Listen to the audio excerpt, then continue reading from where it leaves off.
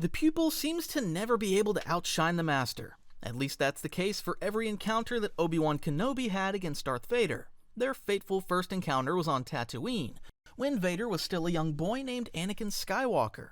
Unbeknownst to them, this chance meeting would turn from a brotherhood full of happiness to one filled with pain and sorrow. Qui-Gon Jinn was supposed to train Anakin, but the responsibility fell on Obi-Wan when he promised his master to carry on this responsibility as Qui-Gon died. To that end, Obi-Wan spent years honing the boy's skills and teaching him the basics of the Jedi as a Padawan. Anakin, being the chosen one, was a quick study. He quickly caught up to Kenobi and was knighted at 19 years old, eventually becoming his master's equal and even surpassing him in terms of skill and greatness. They both became war heroes during the Clone Wars and were some of the most respected Jedi during their era, up until a minor incident that changed fate forever. Now, having become a Sith, Anakin was always supposed to be more powerful because of his potential as the Chosen One. As Palpatine himself said, Vader was eventually going to be more powerful than him and Yoda. But at that point, Vader was yet to truly eclipse his old master as the two faced off in a fateful duel on Mustafar. While they've sparred several times before, this was their first true duel to the death. Obi-Wan, true to his nature, was always on the defensive throughout the entire duel. Vader, meanwhile, brought his signature aggression and intensity as the master of Form 5, but he couldn't break Kenobi's perfect defense, especially because Obi-Wan knew his former apprentice's moves down to the smallest step. They had fought so many battles side by side and were the closest thing to brothers that one could get without being related. Although Obi-Wan almost never had the upper hand during their duel, he found a small opening. He taunted Anakin by telling him the duel was over on account of the high ground, a basic yet important advantage for every duel. Vader, however, for all his hubris, believed his power had become so great that he could overcome such an advantage. Obi-Wan quickly countered his old Padawan's move, cutting off all his remaining limbs and leaving him to burn on Mustafar. Yet, while Kenobi believed Vader died, the Sith Lord survived and had become a cyborg clad in black armor. Rage fueled Vader, and the source of that rage?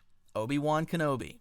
10 years later, believing Vader died on Mustafar, Obi-Wan reluctantly had a reunion with his old Padawan-turned-cyborg on Mapuzo. At that point, Kenobi had become a shell of his former self after years of mental and emotional anguish all but cut his connection with the Force. Vader ragdolled Obi-Wan, completely whooping the floor with Kenobi, wanting to make him suffer. Kenobi only managed to escape due to his allies creating an opening to distract Vader. Their third encounter happened on an identified moon as Kenobi used himself as bait to allow Leia and a few rebels to escape Vader's wrath. This time, fueled by his connection with Leia, Obi-Wan was as powerful as ever. After Vader almost buried him alive, Kenobi's harmonious connection with the Force allowed him to gain the upper hand against his fallen brother. After re-emerging from the rubble, he defeated Vader, leaving his former student beaten yet again. Before leaving, Obi-Wan asked for his forgiveness, telling him he had failed Vader. Vader, however, countered that statement by telling Obi-Wan that he was the one who killed Anakin. In that moment of catharsis for Kenobi, he once again left his former apprentice, only bested and beaten, unwilling to kill him decisively. Years later, their final encounter was on the first Death Star just before the Battle of Yavin. It was supposed to be a stalemate, as neither gained the advantage over the other, but knowing it was not his destiny to defeat Vader, Kenobi allowed the former Anakin to land what was supposed to be a fatal strike before he disappeared and became one with the Force. On paper, it was a 2-2 record, with Vader triumphing in the end. In truth, however, it was 3-1 in favor of Kenobi, because that final moment on the Death Star eventually led to Vader's ultimate defeat. Galen Marek was the secret apprentice trained in the shadows, a warrior raised to hunt Jedi and to walk among the most dangerous arenas of the Empire. Vader found him as a child after killing his father, a former Jedi Knight. The memory of seeing his father dying in front of him blocked memories of Marek's childhood. All he knew was that he was meant to be Vader's assassin, trained in the ways of the Sith to hunt down surviving Jedi and eventually help Vader overthrow the Emperor. But when the Emperor found out about Vader's schemes, Marek had to find his own path as Vader betrayed him, leaving him for dead. The path led him to choose to go against his master, especially after discovering his past through the events in his missions. There, Marek forged an alliance of rebels set to go against the Emperor. The reckoning erupted in Starkiller after Vader's trap on Corellia delivered the rebel founders and Ram Kota to the Emperor, and left Marek for dead a second time. Marek traced them to the incomplete first Death Star and cut a path through stormtroopers and guards until the doors of the throne room opened. On that stark platform, beneath the looming superlaser's guts, the apprentice met the master. This time it was a straight-up duel instead of an ambush or a surprise attack from behind. Vader struck first with the heavy blows of his patented Form 5 Gem So. Each two-handed blow jarred Marek's arms and forced him back while the Dark Lord pressed, but Marek refused to give ground. He found a way to flow around the power strikes, turned counters into cuts, and opened wounds that pushed the cyborg back. The tempo flipped, allowing Vader to look like a wounded animal on the retreat. Marek ripped the lightsaber from his hand, lifted the cyborg up in the air with the Force, and hammered him with a storm of hurled objects that would have destroyed an AT-AT. He eventually threw an energy field generator that blossomed into a fire. When the smoke thinned, Vader lay shattered on the floor with torn armor and a ruined mask, while the apprentice stared at the scarred face beneath. The Emperor stepped forward and pressed Marek to finish the job. Kota surged in to prevent the young boy from falling into darkness. Attempting to kill Kota, blue lightning filled the air from the Emperor. Marek jumped in and drew the charge into his own body. The powerful attack from the Emperor detonated a shockwave that saved the rebels at the cost of Marek's life. The Alliance fled, and Vader survived only because the apprentice chose his friends over a final strike that would have ended him. In death, Marek transformed a private war into open rebellion, and the Emperor grudgingly kept his maimed enforcer in place. Kahor, called Hor, was not a Jedi nor an apprentice trained in the conventional ways of the Force. Instead, he was a Tusken Raider from Tatooine, a survivor of the annihilation of his clan. Eventually, his potential in the Force allowed him to grow into a Force-attuned warrior trained in Teräs Käsi and the ways of his people. Darth Vader, once the Jedi Knight Anakin Skywalker, became the Emperor's enforcer after the fall of the Republic, feared across the galaxy and relentless in his pursuit of enemies of the Empire. Their paths crossed through threads that reached back to Tatooine, to a village reduced to corpses, and to a survivor who fashioned his life around that traumatic event. As a young raider in 22 BBY, Hor's hunting band captured Shmi Skywalker, which brought Anakin to the desert and ended in a massacre that left Hor the lone survivor. Taken in by Asherad Het, the former Jedi who led a Tusken clan, the orphan learned discipline and combat, received a bisected Gatterfee, and was taught dual weapon fighting along with basic speech of the wider galaxy. He once slipped into Obi-Wan Kenobi's dwelling in the Dune Sea and touched a lightsaber that had belonged to Anakin, an act that triggered a vision of a young human hiding his face behind a black mask. When Obi-Wan Kenobi returned to the hut, the Tusken fled and later told his companions what he had seen, planting an image that would not leave him. Years later, Hor left Tatooine with followers after Het fell from favor among the tribes. On distant worlds, he and his riders were redirected by the Dark Jedi Maw to Tython, and reorganized as the Grave Tuskens, raiders of ancient Jedi tombs. Their activities drew the notice of Arden Lyn, an Imperial agent and master of Teräs Käsi, a form of hand-to-hand combat specifically created to fight Force sensitives. Hor fought Lyn, lost, and was recruited into her school. He trained under her guidance and poured his Force sensitivity into the striking art that shaped his movement and intent. He reforged the two halves of Het's Gaffi into functional lightsabers using lore stolen from the tombs. His path kept circling back toward figures linked to his past, including Luke Skywalker, whose resemblance to the demon Outlander stirred the old memory of a traumatic massacre. At that point, Hor wondered if Luke and the demon Outlander were the same person because of their resemblance. Whatever his conclusion was, the Tusken Raider attacked Skywalker. He defeated Luke in combat, showing his strength as a warrior. However, despite Lyn's orders to kill Luke, Hor spared the young Skywalker after experiencing another vision. He fled after confronting Lyn in a hard-fought duel. His goal was simple: to hunt down Vader. He eventually found Vader, who was weary after having defeated his former appearance, Tau. Hor did not hesitate. He took the Sith Lord by surprise as he leapt at him and knocked him to the ground. Revenge for that massacre 2 decades ago was about to come in the form of a death blow. However, Tau saved Vader from certain death, believing he still had some good in him. Hor never got his revenge. And while he did indeed beat Vader, whether or not he could have beaten the Dark Lord in a true duel is still up for debate. Kirak Infil was not a council sage or a war diplomat. He was a weapon honed by faith. A Jedi Master who took the Barash vow, he withdrew from politics to seek perfect clarity on the river moon of Aldalim. Having grown tired of the endless debates of the Jedi, he trained and kept himself from the Jedi Order's politicking. It was a form of penitence that was traditionally a punishment, but had become Infila's source of strength. While the galaxy burned, he listened to the current of the Force and prepared for the storm that would one day climb his mountain. That storm wore black armor and a new name. Darth Vader came hunting for a kyber crystal and a worthy blade. He had rage, but did not yet have balance. When he reached Aldalim, Kirak ended his silence. But he had one more test. The trial would be simple: defeat the invader or die trying. He stepped from his temple and invited the Sith to earn every meter of ground. Kirak turned the approach into a gauntlet, wanting to gain every advantage against Vader possible because he knew about the Sith Lord's power. He forced the intruder to scale dangerous cliffs. He opened floodgates and made the river itself a weapon. He set machines and creatures on the path to test the Dark Lord's will. Each choice bled time and strength from the climbing cyborg. More importantly, Kirak studied Vader's rhythm, the weight of his new body, the drag of grief on every swing. That was the advantage he needed. He did his homework, which should have been enough to beat the Sith Lord. At the summit, the warrior monk finally drew his blade. Vader lacked a true Jedi weapon and fought with a scavenged tool from a droid. His strikes were strong, and his stance was heavy. Yet, Kirak flowed around them with patience as he had already studied Vader's tendencies and habits. He used footwork to close any angles and used the Force to break tempo. He then used a Force push that hurled the Sith from the heights and into the void below. Kirak had beaten Darth Vader. But the triumph did not last because Vader lived. He rebuilt his frame and came for the dam that fed the city below. Kirak leapt to protect innocence and held back a flood while Vader came back and struck him in the back. Compassion had split Kirak's focus. In that second, Vader seized the opening and ended the duel with ruthlessness.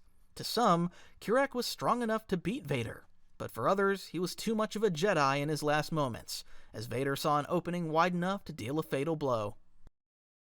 Celeste Morne was a Jedi Shadow of the Old Republic, trained to hunt Sith relics and erase their stain. Her mission was the Mur Talisman, an ancient device that warped beings into ravenous rock ghouls and carried the will of the long-dead Sith Lord Karness Mur. In the chaos of the Mandalorian Wars, she took the talisman to keep it from both Jedi and Sith, and the relic bound itself to her. She sealed herself in stasis rather than let the galaxy burn. Centuries passed.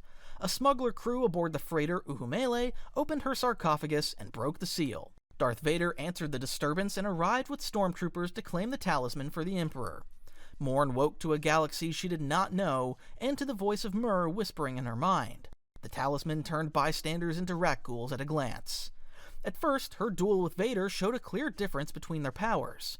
The Sith Lord was stronger and more skilled, whereas Morne had spent a long time asleep. She didn't know about Vader's powers and his potential. The power difference almost got her killed. Then Morne understood the survival meant control. She accepted the talisman's power without surrendering her purpose. She let Mur's energy flow, then bent it to a single aim, which was to deny the Sith their prize. Vader stepped forward with his blade lit and his intent clear, wanting the talisman for himself and believing he could contain its power with his own. This led to a duel in a collapsing maze full of claws and dust. Vader carved a path through bodies of rat ghouls that showed no fear, but every slash birthed more threats as fresh victims changed in seconds. Meanwhile, Morne used shadow training to vanish in the Force, then struck from angles that hid behind crowds. She hurled debris and conduits to ruin Vader's balance. Meanwhile, the talisman gave her burst of raw power. Vader pressed hard with a relentless rhythm as he tried to cut through to her center. While the talisman could not twist him into a monster, its currents battered his senses and clogged his path with thralls and ghouls. He knew he was in for a tough fight against an army and its master. Then the spirit of the Sith Lord Mur spoke to Vader and promised an empire beyond the Emperor. The Dark Lord promised him power for two and a rule without limits. While Vader listened, he refused, believing that the talisman offered chains instead of power. As that was happening, Morne continued her charge. She pushed the rat ghouls like a tide that broke the Imperial formation. Vader tried to end the fight by focusing his rage. He drove toward Morne, ripped apart the walkways, and hurled them to crush the horde. But Morne simply led him close. using the rat ghouls to her advantage, as not even the mighty Sith Lord could break her. In the end, Vader could not claim the talisman for 2 reasons. First, he believed Mur would have simply shackled him through the talisman. Second, and more importantly, he chose survival over his loyalty to the Emperor, opting to flee instead of forcing his way through Morne and her horde of ghouls. Shade Potkin, Sui Choi, Bolter Swan, Kafi Arana, Jastus Far, Roblio Darte, Makishalas, and Syalan Wez were the 8 Jedi who answered a secret call after Order 66. They gathered inside an abandoned spice mine on Kessel in 19 BBY, a hard place chosen for a hard purpose. Potkin convened them to end the Emperor's new enforcer. The Conclave was not a council of masters and generals from a better time. Instead, it was a roster of survivors with scars and names that still carried weight, though not as heavy as the Jedi Masters who lost their lives during Order 66. Still, their conclave was enough to draw a Sith Lord into the open. Potkin set bait that Vader would not ignore. She leaked word that Obi-Wan Kenobi would be at the meeting, expecting Vader to come fast and alone. He smashed into the chamber, demanding Kenobi's location. Wez closed the distance first and fell in a single stroke. While Vader pressed Makishalas and Roblio Darte at the center, Arana moved to strike from behind and was blasted aside by a sudden surge of power that cleared the flank. In the instant event that followed, Makishalas took a killing cut, and Jastus Far lunged through the gap to rake a double blade across Vader's back. The wound forced the Sith to vault to higher ground, a lesson he probably learned the hard way from his old master. Potkin went after him with a cortosis blade that shorted his lightsaber on contact. Vader's weapon died in his grip as he was left vulnerable to a possible lightsaber strike. Potkin leapt to finish the fight and reached for his throat with intent. The Sith Lord answered with bare hands, snapped her neck, and let the body fall. Then he seized her cortosis blade and swept back into the fray, knocking Far, Arana, and Darte out of balance by deadening their weapons. That was the instant Choi and Swan chose to appear as backups. Choi severed the hand that held Vader's lightsaber hilt, Swan slashed his leg and drove him to a halt. 3 clean hits marked his armor. Disarmed and cut, Vader surrendered. In that moment, the Conclave had him contained inside a ring of Jedi with live blades. What came next ultimately changed what should have been a clear victory for the Jedi. Arana demanded that Swan strike an unarmed prisoner. She refused because it was not the Jedi way. This forced Arana to kill Swan and spring toward Vader to kill him. The Sith called the fallen cortosis blade to his grasp through the air and hurled it. Arana dropped with the cortosis blade through his body. Then Vader picked up Swan's lightsaber and faced the ring of Jedi once again. Choi ordered him to yield, but Vader promised nothing but destruction. The Dark Lord also had backup. Clone troopers under Commander Bo arrived in time, cutting down Far and Darte. Choi vaulted to try to break the barrage, but was caught mid-leap by an iron grip. He threw his lightsaber as he died and carved open Vader's helmet, exposing a human eye through the broken faceplate. In the end, every Jedi from the Kessel Conclave lay dead on the rock. Back on Coruscant, the Emperor spread a sharper story. The report told of a nest of 50 traitor Jedi found and destroyed by Vader alone, a legend shaped to deepen fear and drive any survivor deeper into the shadow. But what the public didn't know was that the 8 Jedi had Vader beaten. Were it not for their misunderstanding, they could have ended the legend of the Imperial Enforcer right then and there. In short, Vader was lucky to have escaped that encounter on Kessel. Sons are fated to be greater than their fathers, and every father would want a son who's better than he ever was. Luke Skywalker happened to be that very son when he became the hero his father never was. It all started on 19 BBY when Luke and his twin sister Leia were born shortly after Anakin Skywalker fell to the dark side and became Darth Vader. For much of his life, Luke never knew anything about his father or about his heritage as the son of the Chosen One. All he knew was that he was a young boy who grew up on a moisture farm on Tatooine, wanting to one day become a rebel to fight the Emperor's tyranny. He got his wish when a chance encounter with C-3PO and R2-D2 forced him into the rebellion in a hurry. That was when he met Obi-Wan Kenobi, who introduced him to his heritage as the son of a great Jedi. Luke went through the Jedi training crash course, inheriting Anakin's former lightsaber. While his training was cut short by Kenobi's death, he eventually trained with a better master on Dagobah, where he met former Jedi Grand Master Yoda. Yoda's training helped Luke understand the Force at a fundamental level, but he was far from ready. Luke learned that the hard way when he left Dagobah to help his friends on Bespin. In his first duel with Darth Vader, Luke showed incredible skill and potential by fighting with the Sith Lord on par for a short period. However, Vader's skill and experience were far too much for Luke, as the young Skywalker was literally disarmed when the Sith Lord cut his arm off. Under intense pain, Luke's agony doubled when Vader revealed to him that he was his father, as the Sith Lord tried to recruit him to his side to overthrow the Emperor. Despite Luke's initial refusal to embrace the truth, he eventually made it his life's mission to bring his father back from the dark side.